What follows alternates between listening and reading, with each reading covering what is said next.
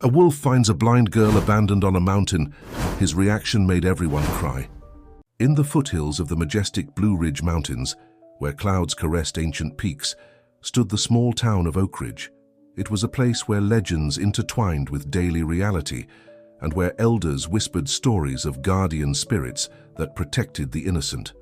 In a modest wooden house with red geraniums in the windows lived little Lily, a 4-year-old girl whose eyes, though deprived of light since birth, seemed to contain all the wisdom of the world. The house was a haven of love, thanks to her grandparents, Margaret and Frank, who had raised her since her mother passed away when Lily was just a few months old. Grandma, a woman with silver hair and hands soft as petals, was known in town for her special gift. She could interpret the messages of the sacred mountain, Moon Hill, which rose majestically over the town like an ancient guardian. However, the peace of that home was disturbed when Robert, Lily's father, returned to town after a 3-year absence. He didn't come alone. He was accompanied by Sarah, his new wife, a city woman whose outer beauty contrasted with the darkness that dwelled in her heart. Sarah, from the first moment, saw Lily as an obstacle to her plans for happiness with Robert. "It's time we take care of the girl," Robert had announced one afternoon, while Margaret served coffee in the kitchen. "Sarah and I will settle in town, and Lily needs to be with her father." The words fell like heavy stones in the grandparents' hearts. Margaret, with the wisdom that comes with years, perceived something unsettling in Sarah's gaze, but man's laws were on Robert's side. Lily, oblivious to the tensions of the adults, continued with her daily routine. Every morning, sitting on the porch of the house, she sang an ancient melody that her grandmother had taught her, a song that spoke of silver wolves and sacred mountains. Her small fingers caressed the flowers in the garden, recognizing them by their texture and scent, while her clear voice rose in the air like a prayer. Sarah observed the child from the window of her new house, located across the street. Her green eyes, cold as jade, followed Lily's every movement with a mixture of annoyance and resentment. For her, the girl represented a constant reminder of Robert's past, a past she wished to erase at all costs. Tension in the town grew with each passing day. The neighbors, who had always admired the grandparents' dedication, watched with concern as Sarah treated Lily with barely disguised coldness. However, no one dared to interfere in family matters, following the old custom of not meddling in others' problems. One night, as the full moon bathed the town in its silvery light, Margaret had a disturbing dream. In it, she saw Lily walking towards the sacred mountain, guided by a shadow in the shape of a woman. The air was charged with omens, and the ancient symbols of the mountain glowed with a supernatural light. Upon waking, Margaret ran to the family altar, where she kept an ancient silver amulet, inherited from her own grandmother. The amulet showed an engraving of a wolf howling at the moon, surrounded by symbols that only those initiated in ancient knowledge could interpret. With trembling hands, she held it against her chest, praying for her granddaughter's protection. Meanwhile, in Robert and Sarah's house, a dark plan was brewing. Sarah, consumed by her own demons, had begun to weave a web of lies and manipulations. She convinced Robert that she needed to spend more time alone with Lily, arguing that it was the only way to establish a maternal bond with the child. "Let me take her for a walk tomorrow," Sarah suggested in a honeyed voice during dinner. "I know a special place on the mountain where we could have a picnic. It will be our chance to connect." Robert, blinded by love for his new wife and the desire to see his family united, agreed without suspecting the true intentions hidden behind that seemingly innocent proposal. The morning dawned with a veil of mist that enveloped Moon Hill like a ghostly mantle. Sarah had risen early, preparing a small backpack with some provisions, while her mind went over every detail of her plan. In the bathroom mirror, she practiced once more her sweetest smile, the one she had perfected over years to hide her true intentions. Lily, at her grandparents' house, finished her breakfast, while Margaret combed her hair with special tenderness that morning. The old woman felt an uneasiness she couldn't explain, as if the mountain itself was whispering warnings she couldn't fully understand. "Grandma," said Lily, as her small fingers played with the hem of her dress, "why is the mountain singing differently today?" Margaret stopped the brush midway. Her granddaughter had always had a special sensitivity to perceive energies that others couldn't see or feel. "What does its song tell you, my child?" she asked softly, trying to keep calm in her own voice.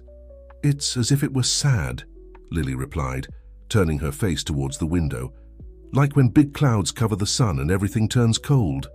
At that moment, there was a knock at the door. It was Sarah, dressed in hiking clothes and with a smile that didn't reach her eyes. "Is my little princess ready?" she asked, with a sweetness that sounded artificial. Margaret felt a shiver run down her spine. She took the wolf amulet she always carried with her, and on impulse hung it around Lily's neck. "To protect you," she whispered in the child's ear as she hugged her. Sarah observed the scene with barely disguised disgust. "Don't worry, Margaret," she said in a condescending tone. "I'll take care of her as if she were my own daughter." The path to the mountain began at the edge of town, where the asphalt gave way to an ancient dirt trail. Sarah guided Lily with measured steps, holding her small hand with calculated gentleness. The child, although unable to see the landscape, felt the changes in the terrain under her feet and perceived the different aromas that the mountain offered them.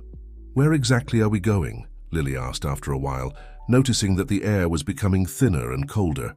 "To a magical place," Sarah replied, squeezing the child's hand slightly. "A place where dreams come true." As they ascended, the path became steeper and more treacherous. Clouds began to descend, enveloping the mountain in an increasingly dense mist. Sarah maintained a steady pace, ignoring Lily's small stumbles and the stones that made her way difficult. In town, Margaret couldn't shake off the feeling of danger that invaded her. She sat in her rocking chair in front of the family altar and began to recite the ancient prayers her grandmother had taught her. Frank, sensing his wife's unease, approached and placed a hand on her shoulder. "Something's not right," Margaret murmured, with tears in her eyes.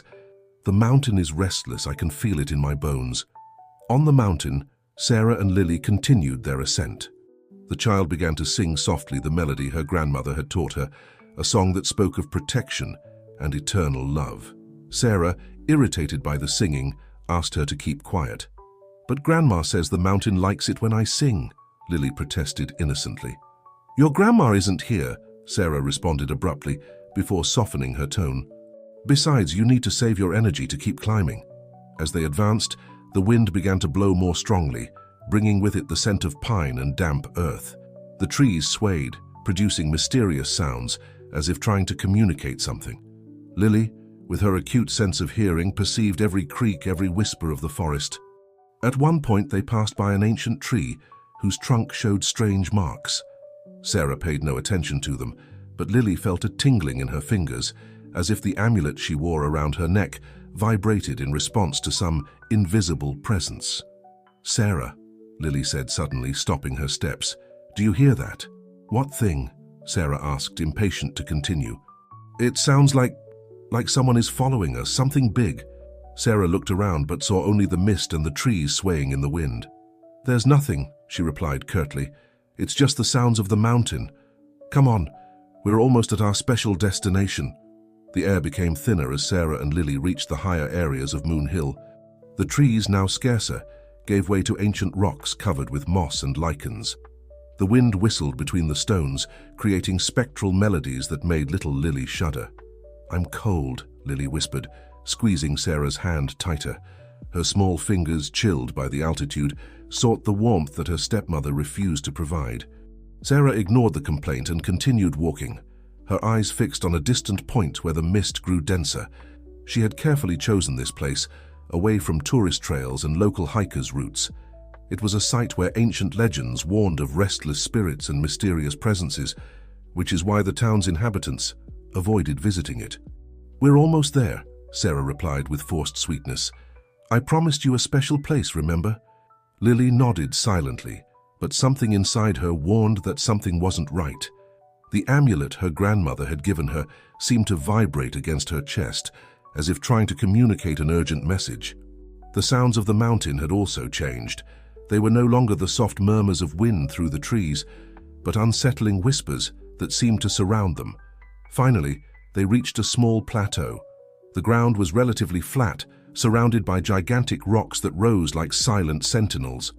Sarah released Lily's hand and began to take some things out of her backpack, intentionally making noise so the child would think she was preparing the promised picnic. "Sit here," Sarah indicated, guiding Lily to a flat rock. "I'm going to prepare everything for our special day." Lily obeyed, rubbing her arms to warm up. The cold had intensified, and the humidity of the mist clung to her clothes like an icy mantle. She began to hum softly the melody her grandmother had taught her, seeking comfort in the familiar notes. Sarah watched the child with a mixture of contempt and determination. In her mind, she rehearsed the excuses she would give upon returning to town. How Lily had wandered off while she was preparing lunch, how she had desperately searched for her for hours, how the mist and treacherous terrain had thwarted all her attempts to find her. "You know, Lily," Sarah began, slowly moving away, "sometimes things are not what they seem. Sometimes the people we think love us are just pretending." Lily stopped singing, sensing the change in Sarah's voice. "What do you mean?" "I mean I won't have to pretend anymore," Sarah replied, her voice losing all trace of sweetness. "Your father will have to accept that some things just happen, that the mountain can be a dangerous place for a blind girl." Lily's heart began to beat hard. She stood up from the rock, extending her hands in search of Sarah, but found only cold air. "Sarah, where are you?" "Where I should have been from the beginning, far away from you," Sarah's voice responded, now more distant. "Goodbye, Lily. The mountain will decide your fate." Sarah's footsteps quickly receded, blending with the sound of the wind. Lily, paralyzed by fear and disbelief, felt tears begin to roll down her cheeks. The cold intensified, and the mist seemed to envelop her like a damp and icy prison. In that moment of absolute solitude, the wolf amulet seemed to warm against her chest. Lily touched it with her trembling fingers, remembering her grandmother's words about the mountain guardians. She began to sing again, this time with more strength, as if the melody were a beacon in the midst of the darkness surrounding her. The wind carried her song down the slopes of Moon Hill, bouncing between the rocks and getting lost in the immensity of the mountain. And somewhere among the shadows of the mist, something ancient and powerful heard the call of an innocent child, abandoned to her fate. In town, Margaret suddenly rose from her rocking chair, her face pale as wax. "Frank," she called to her husband with an urgent voice. "The mountain is screaming. Lily is in danger." Loneliness loomed over Lily like a heavy mantle, while the mountain wind caressed her face, wet with tears. Her small fingers kept touching the wolf amulet, which seemed to pulse with a comforting warmth against her chest. The melody she sang mingled with the natural sounds of Moon Hill, creating a mysterious symphony that seemed to awaken something in the depths of the forest. In that moment of absolute vulnerability, Lily perceived a change in the environment.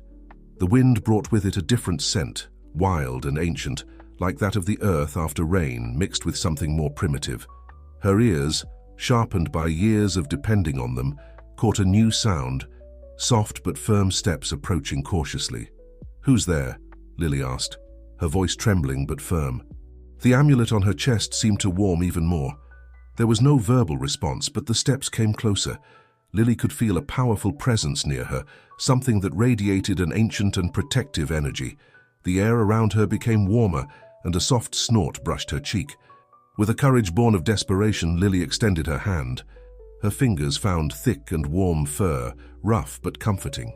A wolf of magnificent proportions had materialized from among the mist, as if it had been summoned by her song and the tears of her innocent heart. "You're real," Lily whispered, amazed. "Grandma always says that the mountain spirits protect those pure of heart." The wolf came closer, allowing Lily to explore its fur with her small hands. Its presence conveyed a sense of security that contrasted with the cold and loneliness that had enveloped her moments before. Meanwhile, in town, Margaret and Frank were preparing to climb the mountain. The old woman had quickly gathered some provisions and a thick blanket, while her husband looked for flashlights and ropes. "The signs are clear," Margaret explained as she put on a thick shawl. "The dream I had last night, the restless behavior of the birds this morning, the way the wind blows from the mountain. Everything indicates that Lily is in danger." "Do you think, Sarah," Frank began, leaving the question hanging in the air. "That woman's heart is full of shadows," Margaret replied firmly. "But the mountain has its own guardians. The amulet I gave Lily is not a simple ornament. It's a connection to forces older than our understanding." On the mountaintop, Lily had found refuge next to the wolf. The animal had laid down beside her, providing warmth with its massive body. The girl had stopped crying and was now conversing softly with her protector, as if it were an old friend. "My grandma says that every creature has a story," Lily was telling the wolf, her fingers intertwined in its silver fur. "What's your story? "Have you been alone on this mountain for a long time?" The wolf responded with a soft growl that sounded almost like a coo. Lily smiled, interpreting the sound as a friendly response. She began to sing again, this time with more confidence, and the wolf seemed to respond to the melody, its tail moving softly against the rocky ground.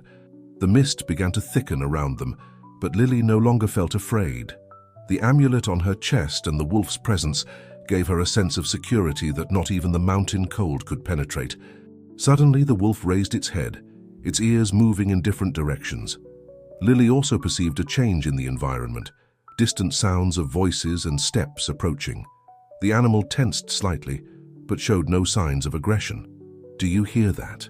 Lily asked, gently squeezing the wolf's fur. "It sounds like someone's coming. Is it my grandparents? Or has Sarah come back?" The wolf slowly stood up, positioning itself protectively in front of Lily.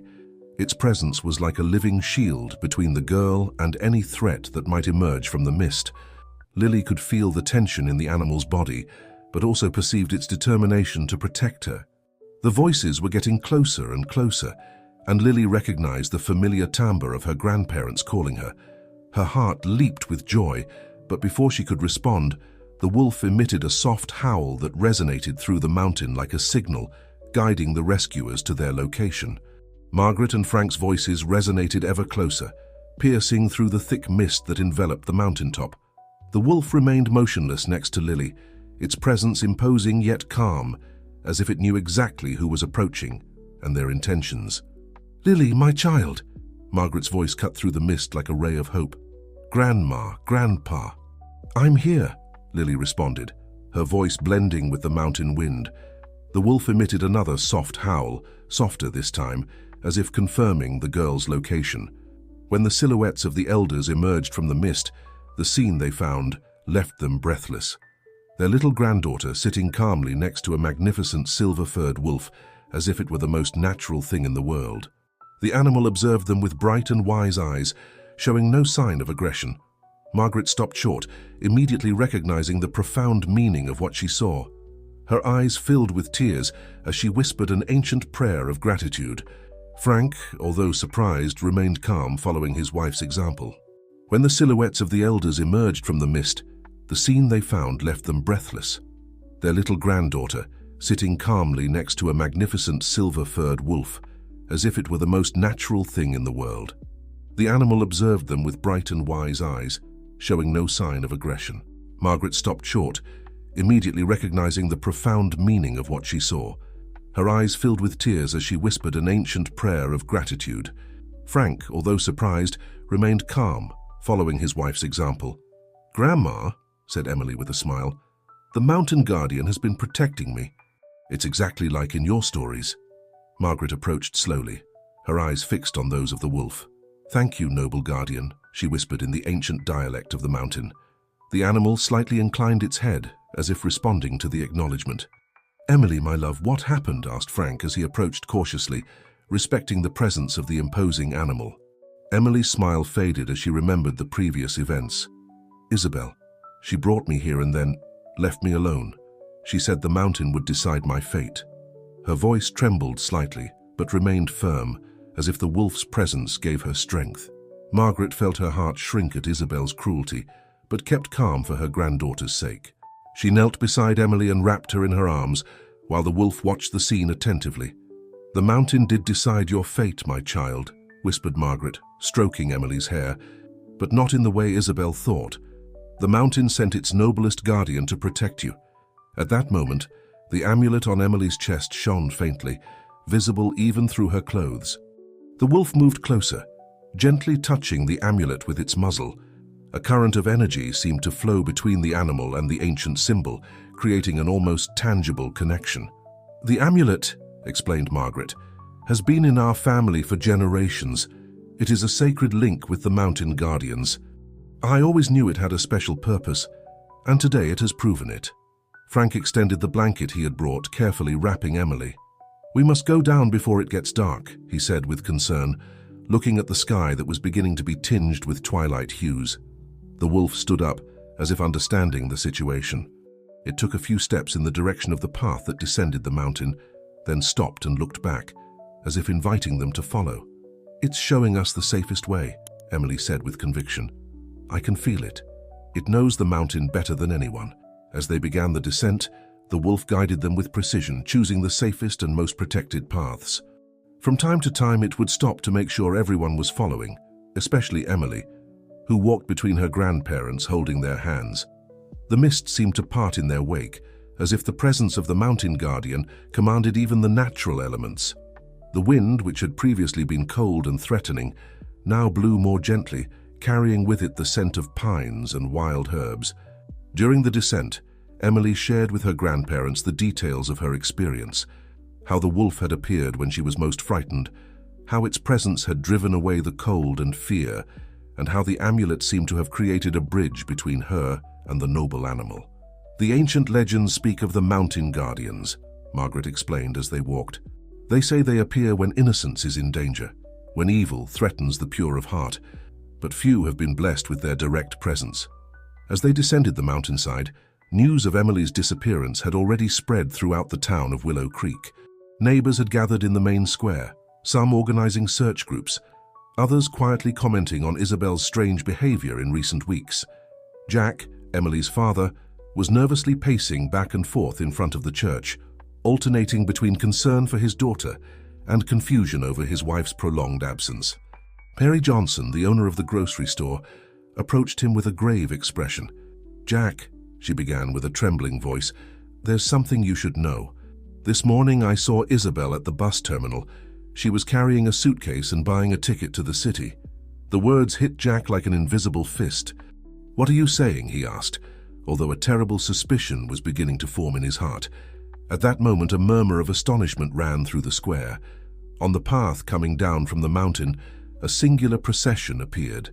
Margaret and Frank escorting Emily, and next to them, majestic and serene, an enormous silver-furred wolf.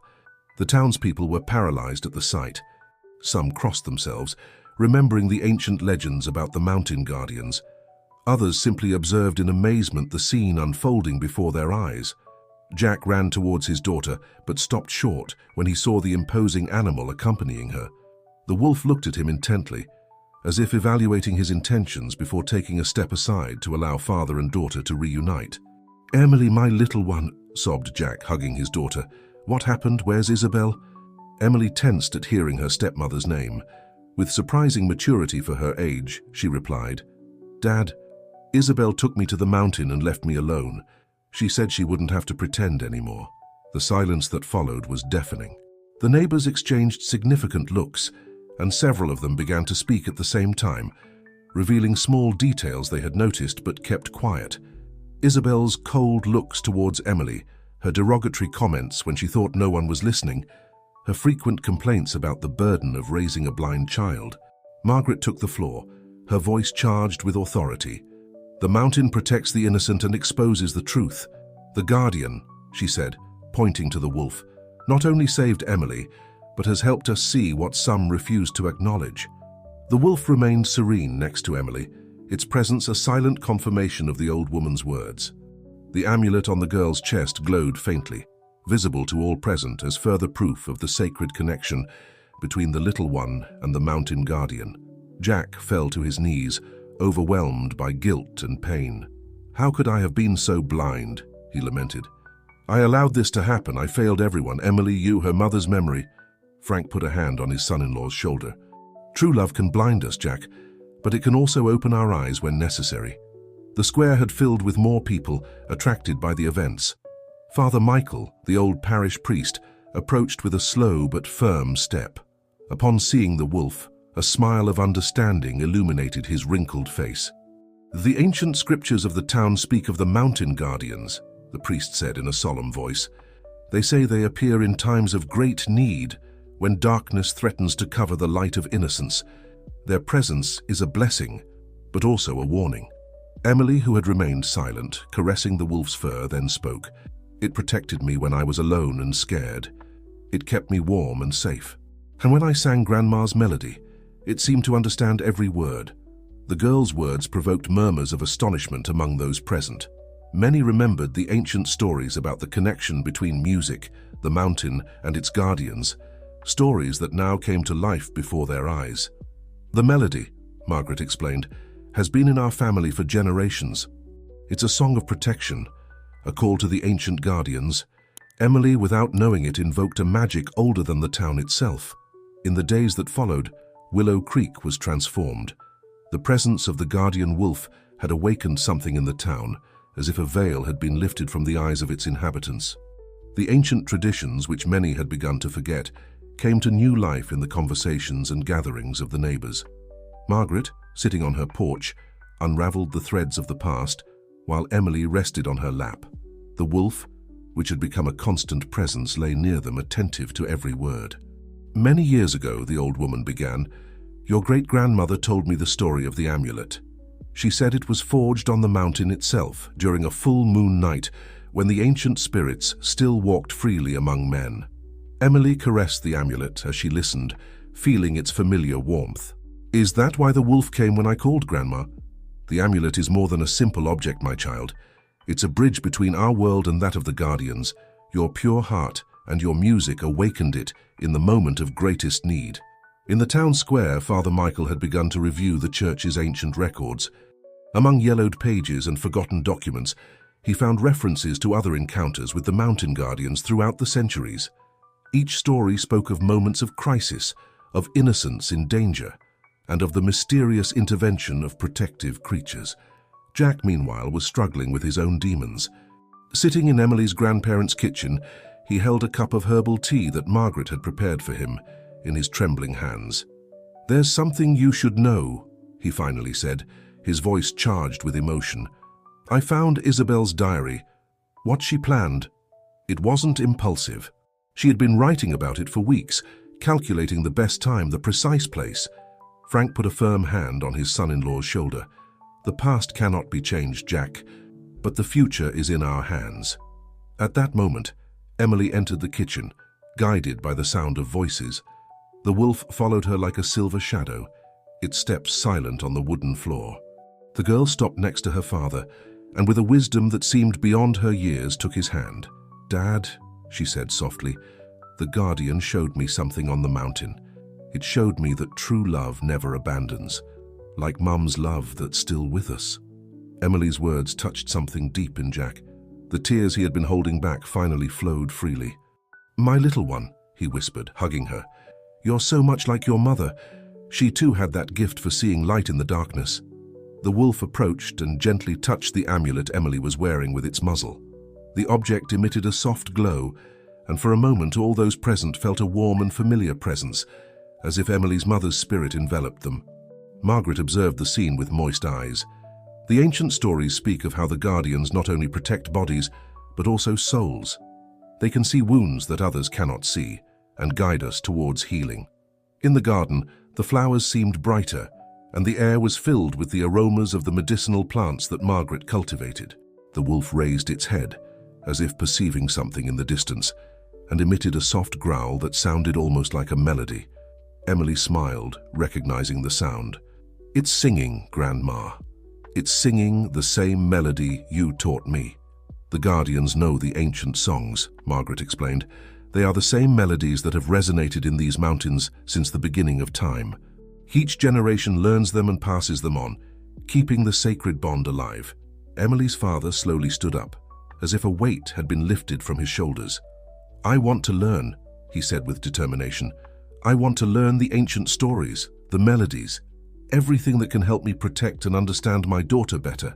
Frank nodded approvingly. "It's time for the new generations to reconnect with the traditions. The Guardian's presence is a sign that the ancient ways are still important." The news of what had happened on Eagle Mountain spread like morning dew through the neighboring towns.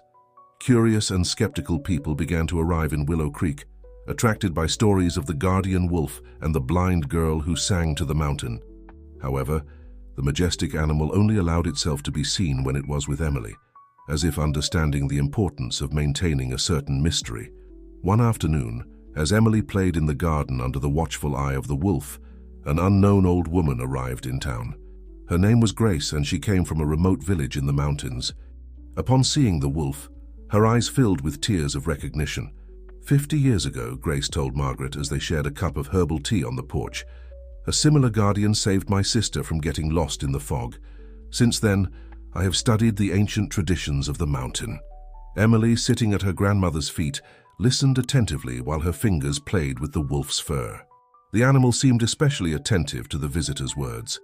"The guardians," Grace continued, "not only protect the innocent, they are also guardians of ancient knowledge, of secrets that the mountain has kept for generations." Margaret nodded, remembering her own grandmother's teachings.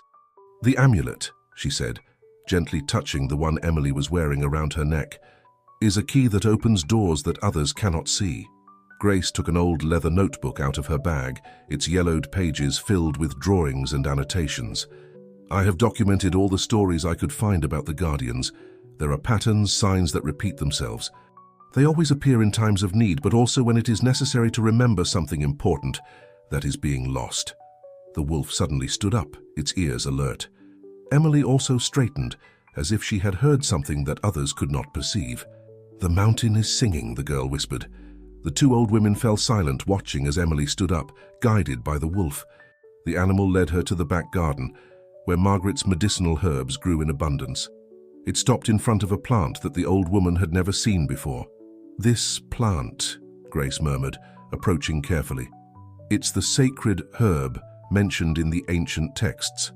It was said to only grow when the guardians planted it, and that it had extraordinary healing properties." Margaret approached as well, marveling. The plant emitted a sweet and penetrating aroma, and its leaves seemed to glow softly under the afternoon light. "The guardian brought it," Emily said with certainty. "I saw it in my dreams. It says it's a gift from the mountain to heal wounds that cannot be seen." Jack, who had been listening from the kitchen door, slowly approached. "Wounds that cannot be seen?" he asked softly. "Heart wounds, Dad," Emily replied, extending her hand towards him. "Like the ones you've had since Mum left, and the ones I've had since Isabel tried to hurt me." The wolf emitted a soft growl of approval, and the amulet on Emily's chest glowed faintly. Grace opened her notebook with trembling hands, searching through its pages. "Here it is," she finally said. "The ancient texts speak of a sacred plant that the guardians brought in times of great need. They called it moon tears, and it was said to be able to heal wounds of the soul." Margaret knelt beside the plant, her expert hands examining the leaves and roots. "It's as if the mountain itself wanted to help us heal, to recover from what happened." "The mountain always takes care of its own," Grace added. "The guardians are just one manifestation of its love and protection. But they need pure hearts like Emily's to do their work." The sun was beginning to set, tinting the sky with golden and reddish hues. The wolf remained close to Emily, its presence a constant reminder that the extraordinary could become part of the everyday when love and faith were present. The news of the sacred plant spread through the valley like the aroma of freshly baked bread. The inhabitants of Willow Creek and nearby towns began to notice subtle but significant changes in the region. The moon tears, as Grace had called them, began to sprout in other places in the valley, always near where the guardian wolf had been. Margaret and Grace worked together in the garden, documenting each new appearance of the plant and studying its properties. Emily spent hours with them, her sensitive fingers recognizing each texture, each shape of the leaves, while the wolf watched attentively. "It's as if the mountain is awakening," Grace commented one morning as she prepared an infusion with the sacred leaves. "Each day there are more signs of ancient times." Father Michael, who had become a frequent visitor to the house, nodded as he leafed through his ancient records. "I found more references in the church archives. They speak of a time when the connection between the town and the mountain was stronger, when the guardians walked freely among us." Emily, sitting in her favorite spot next to the wolf, raised her head with interest. "The guardian says there are more like him," she said softly. "But they only appear when necessary, when someone needs protection or when the mountain wants to share its secrets." Jack, who had been listening from his chair, leaned forward. Can you communicate with him, Emily?" The girl smiled, caressing the wolf's silver fur. "Not with words, Dad. It's more like feelings, images in my mind. It's as if the amulet helped us understand each other." Margaret observed the scene with bright eyes. The last few weeks had brought notable changes to her family. Jack had begun to regain his old vitality, dedicating time to learning the traditions he had once ignored. The pain of Isabel's betrayal was still present, but it no longer consumed him as before. "The plant is doing its job," Grace commented, observing the changes in the family. "The moon tears not only heal the body, but also the spirit." At that moment, the wolf stood up, alerting everyone. Its ears moved, catching something the others couldn't hear. Emily also straightened up, her face showing an expression of concentration. "Someone is coming," the girl announced. "Someone who needs help." Indeed, moments later there were knocks on the front door. It was Anna, a young mother from the neighboring town, with her small child in her arms. The boy had been sick for weeks, and no doctor had been able to help him. "I've heard the stories," Anna said with a trembling voice, "about the sacred plant and the guardian wolf. Please, can you help us?" The wolf slowly approached the sick child, sniffing the air around him. Lucy stood up and, guided by the animal, walked to the garden where the moondrops grew. "The guardian says he needs these," Lucy said, her fingers finding the right leaves with surprising precision. "And he also says you need to sing the mountain melody while preparing the infusion." Margaret and Guadalupe exchanged looks of understanding. Music had always been an integral part of the ancient healing traditions, but that knowledge had been lost over time. "I'll teach you the melody," Lucy offered, beginning to sing softly. The wolf joined her with a gentle howl that perfectly complemented the song. As they prepared the infusion, following Lucy's and the Guardian's instructions, the atmosphere in the house filled with a special energy. The aroma of the moondrops mixed with the ancient music, creating an atmosphere of hope and healing. "The mountain is sharing its gifts again," explained Guadalupe. "But this time, through a child who can see with her heart and a guardian who has chosen to stay among us." Father Michael nodded solemnly. "Perhaps this is the greater purpose of what happened, not only to save Lucy, but to reawaken the ancient connection between the people and the sacred mountain." Robert observed everything with a mixture of wonder and gratitude. His daughter, whom he had once considered limited by her blindness, was helping to open everyone's eyes to a deeper and more meaningful reality. As summer progressed, the valley experienced an extraordinary transformation. The moondrops bloomed in unexpected places, always preceded by the presence of the guardian wolf and Lucy's singing. The valley's inhabitants began to recover ancient traditions, guided by the combined wisdom of Margaret and Guadalupe. On an especially clear morning, while dew still shimmered on the leaves, a group of elders from different villages in the valley gathered in Margaret's yard. Among them was Don Joaquin, a respected healer from the highest mountains, who had traveled 3 days to meet Lucy and the guardian. "In my 60 years as a healer," said Don Joaquin, observing the wolf resting next to Lucy with reverence, "I've never seen anything like this. It's as if the ancient times had returned." Lucy, seated in her usual spot, was weaving a flower crown while listening to the adults' conversations. Her skillful fingers intertwined flowers with moondrops leaves, creating a unique fragrance that seemed to attract butterflies and hummingbirds. "The guardian says there are more changes to come," Lucy suddenly announced, her clear voice cutting through the conversations. "He says the mountain is fully awakening." Don Joaquin leaned forward with interest.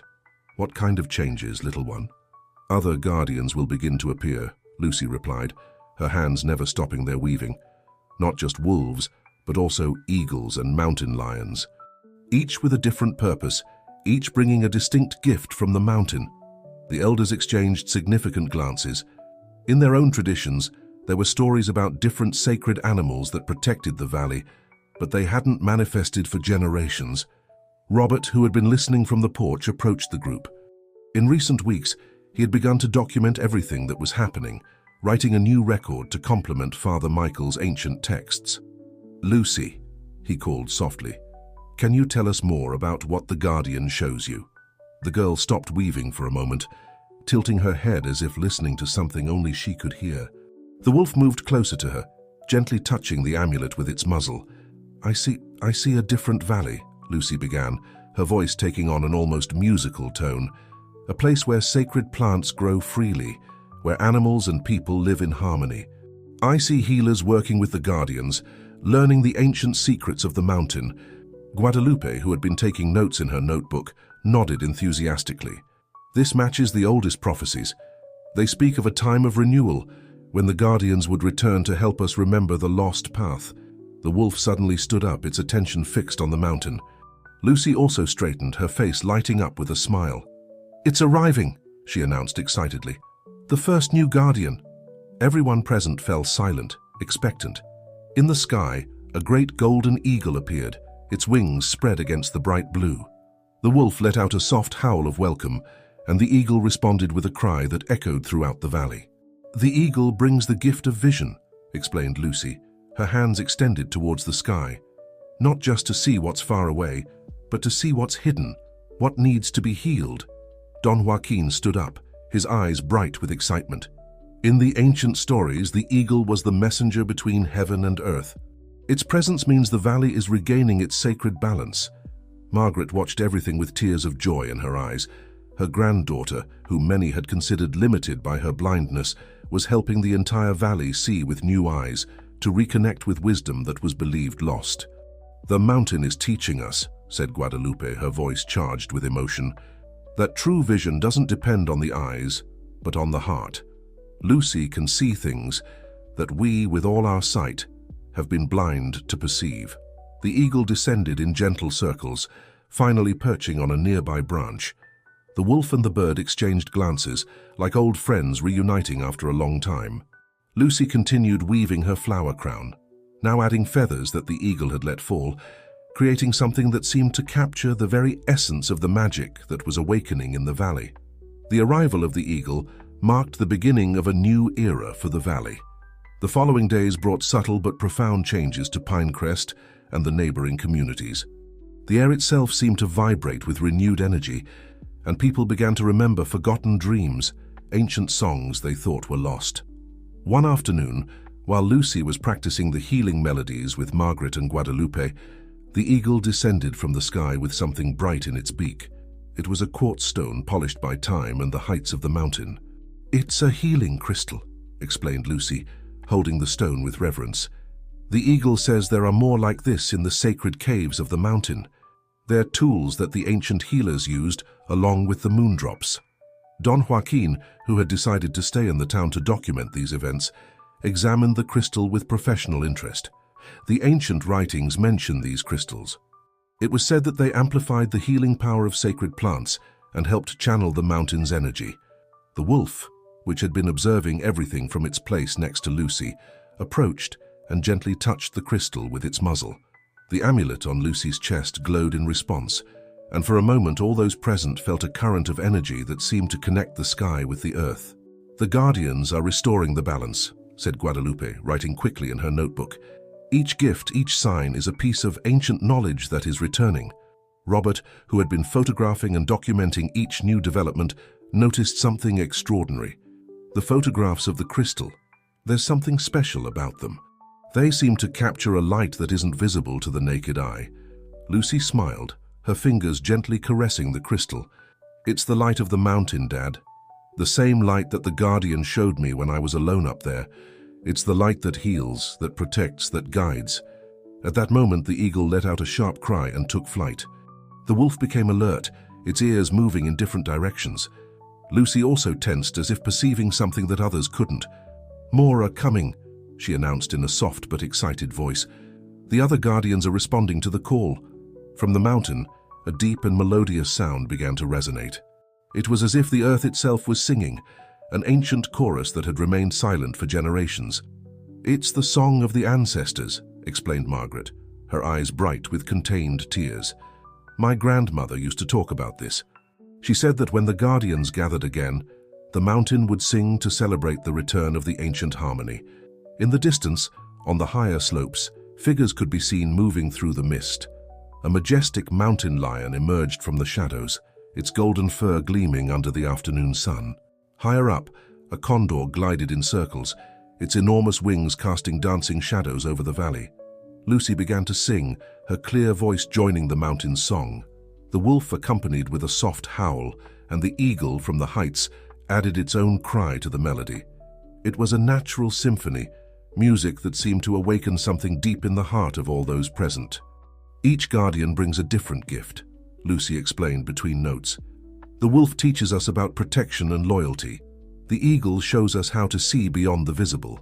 The mountain lion brings the strength to face our fears, and the condor connects us with the wisdom of the ancestors." Don Joaquin nodded solemnly. In the oldest traditions, there was talk of a council of guardians. Each represented a different aspect of the mountain's wisdom. When they worked together, they could perform miraculous healings and maintain balance in the valley. Guadalupe had stopped writing, absorbed in the magic of the moment. "This is more than a restoration," she murmured. "It's a rebirth. The mountain is not only awakening its ancient powers, it's adapting them to our time, through a child who can see with her heart." The crystal in Lucy's hands glowed more intensely, responding to the energy flowing through the valley. The moondrops in the garden seemed to sway to the rhythm of the ancestral music, and new buds began to appear among the stones. The gathering of the guardians transformed the valley into a place where ancient magic and present reality intertwined like threads in a sacred tapestry. The mountain lion, the eagle, and the condor joined the silver wolf, establishing their territories in different parts of the mountain, each watching over a distinct aspect of the natural balance. One morning, while dew still shimmered on the moondrops, Lucy gathered the valley elders in her grandmother's garden. The 4 guardians were also present, creating a protective circle around the group. "The guardians want to share something important," Lucy announced, her voice clear and confident. "They say it's time to re-establish the sacred council of the valley." Don Joaquin, who had been studying the ancient texts, leaned forward with interest. "The last council existed more than 100 years ago. It was a gathering of wise ones who worked in harmony with the guardians to maintain the valley's balance." Lucy nodded, her hands playing with the crystal the eagle had brought. "Each guardian has chosen its human representative, people who can understand their gifts and help share them with others." The wolf approached Margaret, gently touching her hand with its muzzle. The eagle flew to Don Joaquin, dropping a feather that glowed with its own light. The mountain lion sat next to Robert, its golden eyes fixed on him with an intensity that conveyed a clear message. The condor, majestic in its flight, descended near Guadalupe. "The guardians have chosen them," Lucy explained with a smile. "Each has a special role in the valley's healing." Margaret, with tears in her eyes, took her granddaughter's hand. "And you, my little one?" "I am the bridge," Lucy replied simply. "The amulet allows me to understand all the guardians, translate their messages, unite the world of spirits with ours." Father Michael, who had been silently documenting everything, added, "In the oldest texts, there is talk of a special child, chosen to be the link between the guardians and humans. Someone who could see with their heart what others can't see with their eyes. The air in the garden filled with a special energy, as each guardian communicated with its chosen one. The wolf shared with Margaret the secrets of protection and loyalty.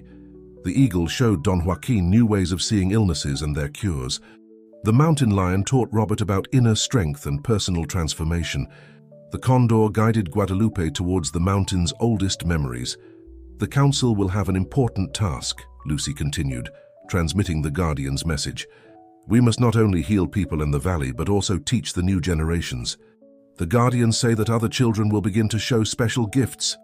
As if to confirm her words, the crystal in her hands began to glow more intensely. The 4 guardians responded in unison, the wolf with a soft howl, the eagle with a sharp cry, the mountain lion with a deep roar, and the condor extending its majestic wings. "The mountain is creating a new kind of magic," explained Guadalupe, her eyes bright with understanding.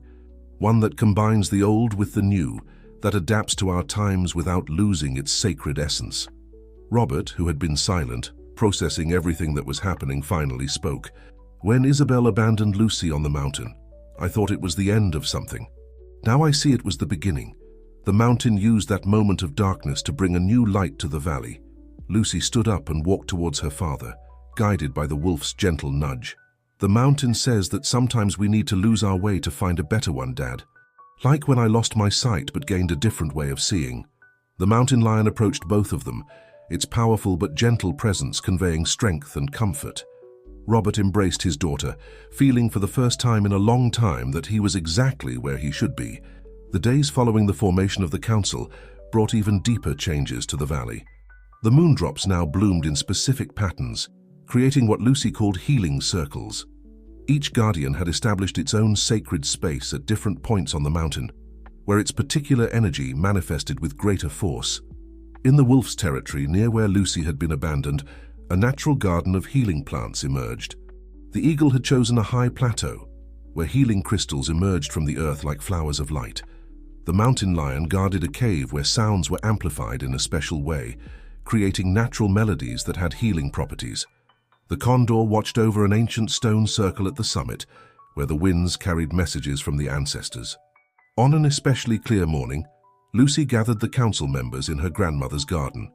"The guardians have something important to show us," she announced, while her fingers played with the crystal she always carried with her. Margaret, who had been learning to interpret the wolf's messages, nodded understandingly. "The mountain's energy is different today, more expectant." The wolf approached the center of the circle they had formed and began to gently dig in the earth. From the disturbed soil, a new type of flower immediately sprouted, different from the moondrops, but equally luminous. "It's a dawn flower," Lucy explained, as her sensitive fingers explored the petals. "The guardian says it only blooms when a new gift is about to manifest in someone." As if responding to her words, children's voices were heard approaching. They were Maria and John, two children from the town who often played near the house. As they entered the garden, they stopped in amazement at the presence of the guardians. The eagle, which had been perched on a nearby tree, descended gently and dropped a feather in front of Maria. At the same time, the mountain lion approached John, its golden eyes shining with recognition. "They're awakening," Lucy whispered with a smile. "Maria can see the auras of plants and John can hear the music of the earth. The guardians have been watching them, waiting for the right moment." Robert, who had been documenting everything with his camera, noticed something extraordinary. The photographs. There's a special light around the children, similar to the one that surrounds Lucy when she sings. Guadalupe began to write quickly in her notebook. The ancient prophecies spoke of this. They said that when the guardians returned, they would awaken dormant gifts in the valley's children. Don Joaquin approached the little ones with a kind smile. "How long have you noticed these gifts?" he asked softly. Maria, holding the eagle's feather with reverence, replied, "Since Lucy started singing in the garden. The plants began to glow with different colors for me. And I," added John, "started hearing melodies in the wind and in the streams. I thought I was imagining things." Lucy approached them, guided by the wolf. "You're not imagining anything. The mountain has chosen you, as it chose me. Each of us has a different gift, but they're all important for the valley's healing." The condor, which had remained silent until then, extended its wings and emitted a soft caw. The wind changed direction, bringing with it the scent of unknown herbs and the echo of ancient songs. "The ancestors are celebrating," Lucy translated. "They say this is just the beginning. More children will awaken, each with their unique gift. The valley will return to what it was before, a place where magic and nature work together to maintain balance." Margaret watched everything with eyes moist with emotion. "The mountain is creating a new generation of human guardians," she said softly. "It's ensuring that its wisdom isn't lost again." The four guardians formed a circle around the children and the council members, the air filled with a special energy, as if the past and present were merging in a sacred moment of rebirth and hope. As autumn approached, the valley transformed with the golden and reddish colors of the season. News about the children with special gifts and the mountain guardians had attracted the attention of visitors from far-off places. However, the guardians ensured that only those with pure intentions could witness the true magic of the valley. One crisp afternoon, as Lily was teaching Maria and John the ancient healing melodies, the sky suddenly clouded over. The wind shifted, bringing with it a scent that Lily immediately recognized. "The ancestors want to speak," she announced, rising with the wolf's help. "They're calling the council."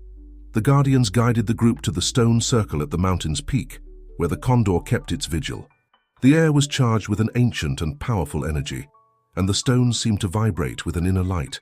Guadalupe, who had been studying the ancient rituals, took a small drum decorated with sacred symbols from her bag.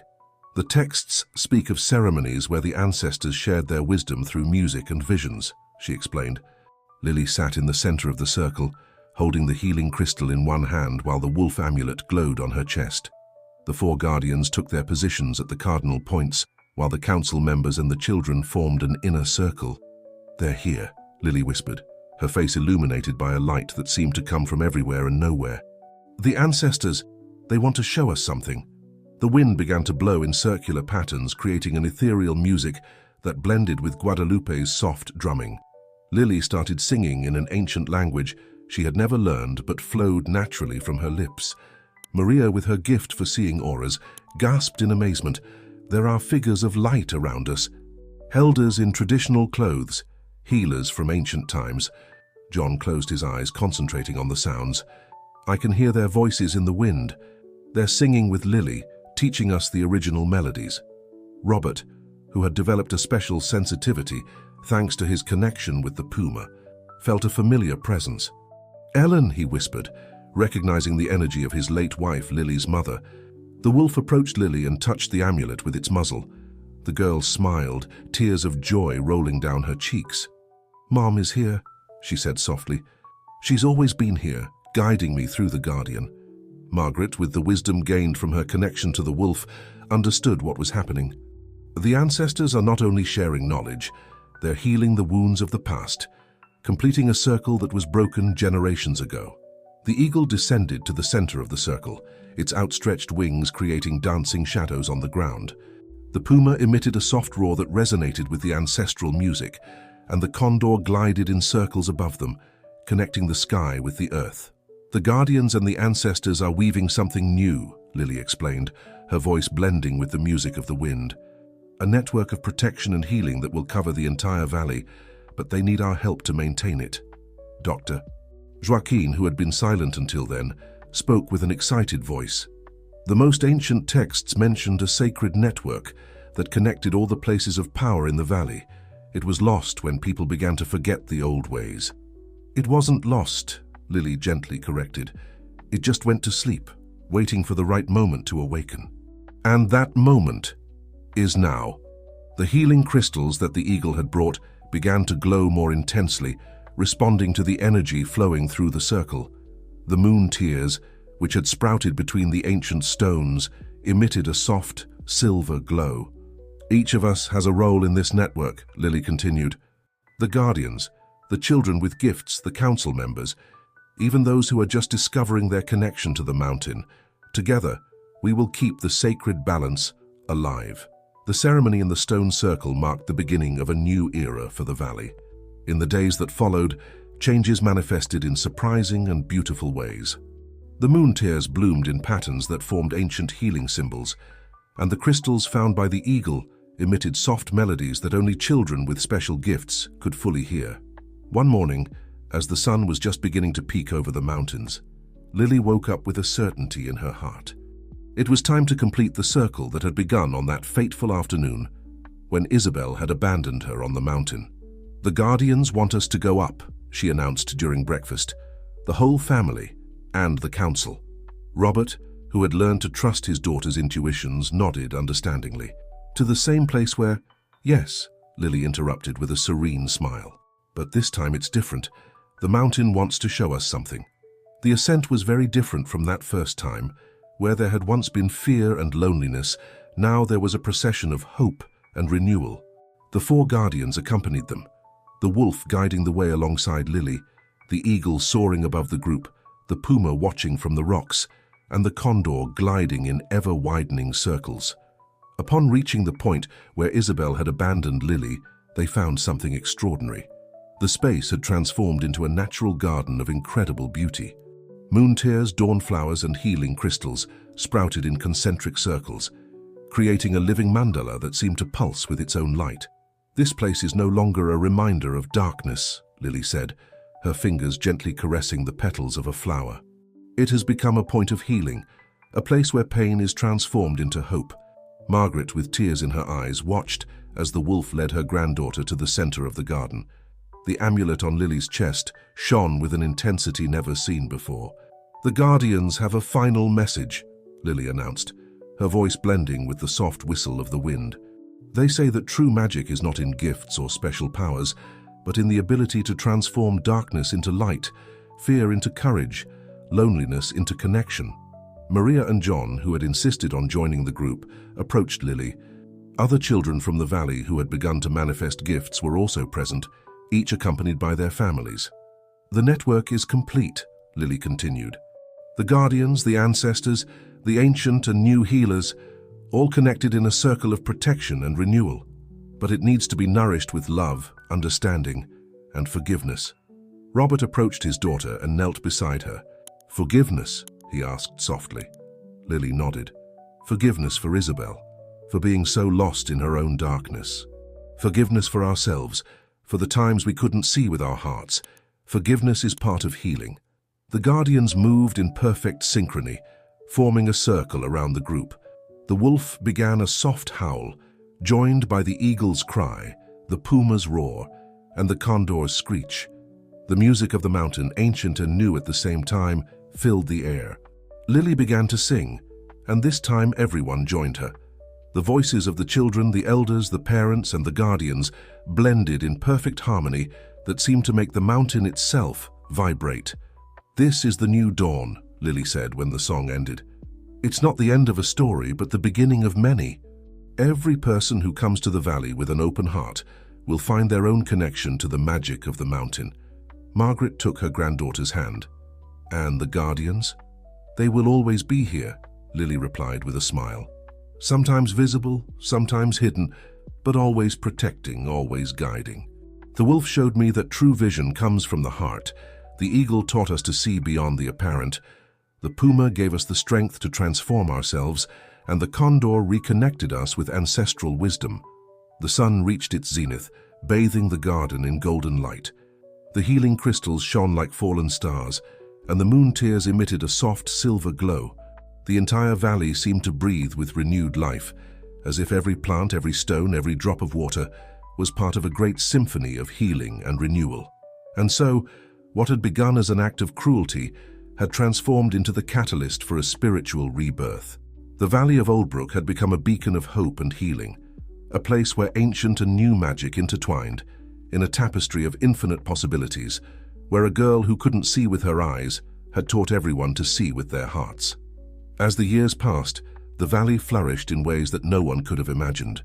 The children with gifts grew into wise adults, each contributing their unique abilities to the well-being of the community and the land.